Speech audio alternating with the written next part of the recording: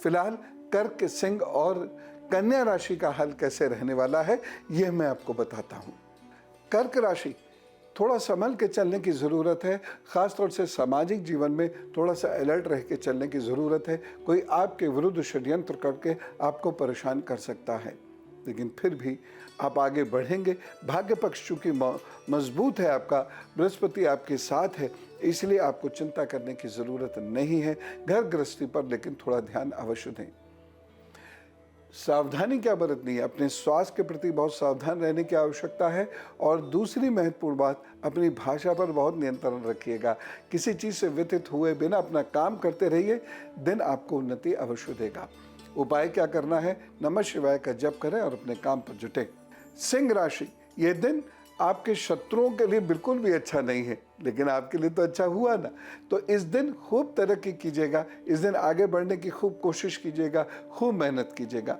विद्यार्थी वर्ग के लिए यह दिन बहुत अच्छा है। इस दिन की गई पढ़ाई, बनाए गए नोट से आपको बहुत लाभ होगा, इसलिए एक क्षण भी वेस्ट किए बिना खूब मेहनत कीजिएगा। इस दिन एक सावधानी लेकिन ज़रूर रखनी है, आप बीमार पड़ सकते हैं, इसलिए कुछ भी इधर उधर का मत खाइएगा, ध्यान रखें। उपाय क्या करना है, आपको इस दिन को बेहतर बनाने के लिए ओम घृणी सूर्याय नमः का जप करना है, फिर अपने काम पर जुटना है और किसी एक भूखे व्यक्ति को भोजन अवश्य कराना है। कन्या राशि की बात करते हैं। प्रेम संबंधों के लिए यह दिन अच्छा नहीं है। अपनी संतान के स्वास्थ्य के प्रति आपको सजग रहना पड़ेगा, यदि संतान है तो। और ये दिन तरक्की के लिए बहुत अच्छा है, इसलिए खूब मेहनत करें, आगे बढ़ने की कोशिश करें। इस दिन में आपको अच्छा रिश्ता भी मिल सकता है, अच्छे दोस्त भी मिल सकते हैं और ऐसे लोग भी मिल सकते हैं जो आपके व्यापार में आपको लाभ पहुंचाएं। तो कुल मिला के दिन बुरा नहीं है, लेकिन एक सावधानी ज़रूर बरतनी है। इस दिन अपने पेट का भी ख्याल रखिएगा और वाहन बहुत ध्यान से चलाइएगा। चढ़ते उतरते भी थोड़ा ध्यान रखिएगा, क्योंकि दुर्घटना का योग बनता है। उपाय क्या करेंगे, महामृत्युंजय मंत्र का 11 बार जप करके अपने काम पर जुट जाइए, प्रभु सब ठीक करेंगे। अल्पना जी से बात करते हैं, उदयपुर से हमारे साथ हैं जी। राम राम। राम राम गुरु जी। गुरु पूर्णिमा के अवसर पे मैं आपको शत शत प्रणाम करती हूँ, कोटि कोटि नमन करती हूँ। गुरु जी आपको प्रणाम। बहुत बहुत धन्यवाद, बहुत धन्यवाद। गुरु जी मैं आपको बहुत लंबे समय से, एस्ट्रो अंकल के समय से आपको फॉलो करती हूँ मैं, और आपके छोटे छोटे उपाय अपना के मैंने अपने जीवन में बहुत ही सकारात्मक परिवर्तन किए हैं। मैं इसलिए आपको ही गुरु मानती हूँ। और आज मैं सच में मैं आपको बता नहीं सकती हूँ, मैं इतनी अभिभूत हो रही हूँ आपसे बात करती हूँ। गुरु जी मेरी डेट ऑफ बर्थ है 7 मई 1967। जरूर कृपा करें, आप पर बहुत कल्याण हो। जी गुरु जी, 7 मई 1967।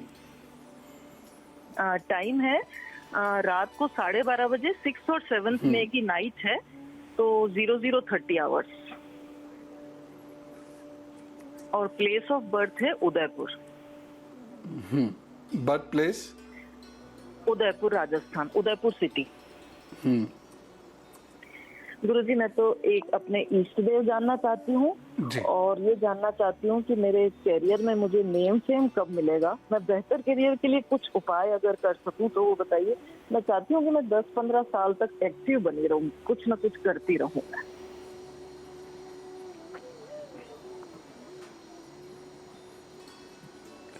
एक तो मछलियों को आप आटे की गोलियां ज़रूर देते रहिए कीजिए, और दूसरा काम है ऐसी जगह जहां सरोवर हो वहां घूमा ज़रूर कीजिए, वहां जाया कीजिए। कुत्तों की सेवा आप नियमित रूप से किया कीजिए। और उसके साथ साथ वर्ष में एक बार कम से कम आम का वृक्ष, आम का पौधा ज़रूर रोप दिया कीजिए, और ऐसी जगह पर जहाँ पर वो वृक्ष बने, अच्छे से फल फूल जाए। माँ दुर्गा की उपासना आराधना कीजिए। आप इतना अगर करेंगे तो आपको जीवन में थकने की ज़रूरत ही नहीं पड़ेगी, आप हारेंगे नहीं, आप लगातार उन्नति करेंगे और लोगों का बहुत कल्याण भी आपके माध्यम से हो जाएगा और आपको प्रतिष्ठा भी प्राप्त होगी। अगले वर्ष 20 फरवरी के बाद से आपके जीवन में कुछ अच्छे सुखद परिवर्तन मुझे दिखाई दे रहे हैं, और मुझे पूरी उम्मीद है कि अगला वर्ष वो आपके जीवन में कुछ नए अध्याय शुरू करेगा। अब इन सावन में आपको पूजा कैसे करनी है यह जानिए। देखिए, हम सब लोगों को जल से अभिषेक करते हुए ओम नमः शिवाय का अथवा ओम रुद्राय नमः का जप करते रहना चाहिए। लेकिन हम जब जल से अभिषेक करते हैं तो शिवलिंग और उसके आसपास बहुत गंदगी कर देते हैं। ये नहीं करना चाहिए, क्योंकि शिव जी को साफ सफाई बहुत ज़्यादा पसंद है। वो यहाँ तक कहते हैं, मैंने पूर्व में भी आपको बताया है, शिव पुराण में यहाँ तक लिखा है कि जो उनके मंदिर की साफ सफाई करता है और वहाँ पर वृक्ष या फल फूल वाले पौधे लगाता है, उसको शिव पद प्राप्त हो जाता है। एनवायरनमेंट के लिए शिव जी इतने ज़्यादा कंसर्न हैं। लेकिन हम लोग मंदिरों में बहुत गंदगी करते हैं। ऐसा बिल्कुल नहीं करना है। दूसरी बात, प्लास्टिक पूजा में कभी नहीं चढ़ाया जाता है। इस बात का विशेष ध्यान रखिएगा। बहुत सारे लोगों को मैंने देखा है कि वह दूध की थैली शिव जी पर चढ़ा जाते हैं। ऐसा कतई मत कीजिए। आप उसे अलग किसी बाल्टी में रख दीजिए, आप उसे पंडित जी के यूज़ के लिए रख दीजिए, लोगों के उपयोग के लिए रख दीजिए, लेकिन थैलियाँ कभी भी शिवलिंग पर नहीं चढ़ाइए। पुण्य कमाने जा रहे हैं, पाप मत कमाइए। दूसरी बात कि अगर आपने मान लीजिए दूध चढ़ाया भी है तो ज़रा सा दूध चढ़ता है शिवलिंग पर, क्योंकि दूध के अंदर के जो एसिड्स होते हैं वो पत्थर को धीरे धीरे काटना शुरू कर देते हैं। इसीलिए बहुत सारा दूध शिवलिंग पर कभी मत चढ़ाइए। ये बहुत सारे लोग इस प्रकार की भ्रांति फैलाते हैं, या वो शायद ऐसा ही समझते हैं, लेकिन ऐसा कहीं नहीं है। और जो शिव साधना के विद्वान लोग हैं, उन्होंने शिव पुराण में भी स्पष्ट इसका उल्लेख किया है, जल से अभिषेक करना है।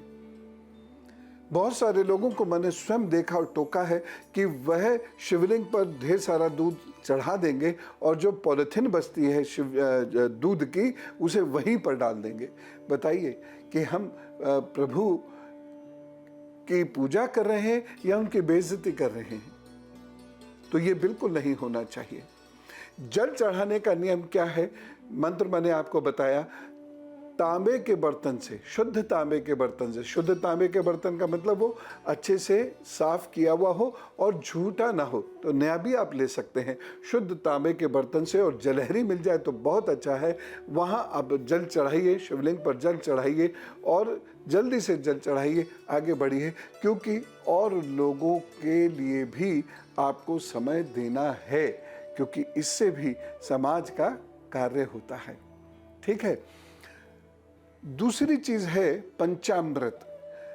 कुछ लोग पंचामृत से पूजा करते हैं, और मैं भी कहता हूं कि आपको 1 या 2 चम्मच पंचामृत शिवलिंग पर चढ़ाना अवश्य चाहिए। बहुत ज़्यादा नहीं, क्योंकि उसमें भी दूध दही होता है, लेकिन पंचामृत 1 या 2 चम्मच अर्पित करके यदि आप वहाँ बैठ के, कोने में कहीं बैठ के ओम रुद्राय नमः का जप करते हैं, तो यह आपके घर गृहस्थी के सुख के लिए बहुत महत्वपूर्ण माना जाता है। लेकिन पंचामृत से पूजा करने के तुरंत बाद आप उसको साफ अवश्य कर दीजिएगा। अगली बात जो मैं कहना चाहता हूँ, गन्ने के रस से भी आप शिवलिंग का अभिषेक करते हैं। जिन लोगों को स्वास्थ्य लाभ चाहिए, जो लोग बहुत बीमार हैं, जिन लोगों के घरों में बहुत प्रॉब्लम्स चल रही हैं बीमारी से संबंधित, उन लोगों को गन्ने के रस से ओम रुद्राय नमः या ओम नमः शिवाय या महामृत्युंजय मंत्र से लगातार जप करते हुए अभिषेक करना चाहिए। निश्चित रूप से आप देखेंगे कि आपके घर से रोग जाना शुरू हो जाएंगे, और उन रोगों से आप रुकेंगे नहीं। थोड़ा तो दंड स्वरूप हमें भुगतना पड़ता ही अपने रोग का, लेकिन उस रोग से हमारा जीवन रुकता नहीं। यही ईश्वर की कृपा है। एक और चीज मैं यहाँ कहना चाहूँगा, शहद से भी शिवलिंग को स्नान कराते हैं। तो जल में शहद को अच्छे से घोल लीजिएगा और ओम नमः शिवाय का जप करते हुए 108 बार शिवलिंग का अभिषेक कीजिएगा। चम्मच से जल लेकर या जलहरी से जल लेकर इस तरीके से 108 बार वह मंत्र पढ़िएगा, तो ना केवल रोग का नाश होता है, बल्कि गृहस्थ का सुख भी प्राप्त होता है। यदि गृहस्थी में वैमनस्य चल रहा हो, पति पत्नी दूर दूर रहते हो, तो उनके मिलने का ये एक बहुत अच्छा उपाय है। या किसी स्त्री को वर नहीं मिल रहा है, किसी लड़के को वधू नहीं मिल रही है, तब भी इस प्रयोग को आप करके देखिएगा, प्रभु जरूर कल्याण करेंगे।